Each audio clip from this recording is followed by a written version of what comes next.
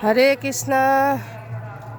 आज हामी बिहानै 6 बजेतिर के अरे यो मायापुर धाम आइपुगेका छौँ। हाम्रो ग्रुप सबैजना नवद्वीप परिक्रमा गर्नलाई 6 बजे नै बिहान आइपुगेको। भिडियो खिच्न नभ्याएर एकदम धपेडी परेर यता जाने उता जाने रजिस्ट्रेसन गर्ने के गर्ने धपेडीले गर्दाखेरि भिडियो खिच्न भ्याइएन। बल्ल यति बेला खिच्दैछु। अहिले यहाँ 3 बन्न लागिसक्यो।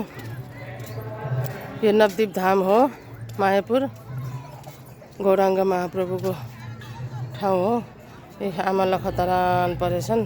यो बाल्टी जग सबै चाहिँ यो धाम के अरे धाम रे उ गर्नलाई परिक्रमा गर्नलाई सबै थोक चाहिन्छ अरे।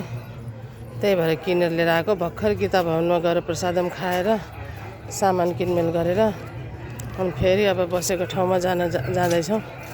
एकदमै भिड छ यहाँनिर। एकदम धेरै भक्तहरू। अब गौर पूर्णिमा पनि त आउन लाग्यो नि त।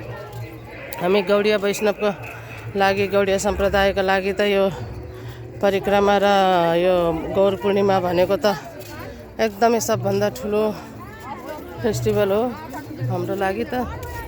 त्यही भएर ठाउँबाट देश विदेशबाट सब भक्तहरू आउनु भएको छ। कस्तो रमाइलो, कति सुन्दर ठाउँ छ। अहिले साँझतिर यहाँनिर घुम्दाखेरि आनन्द आउँछ। अहिले त यहाँ अलि उ छ, घाम लागिरहेछ।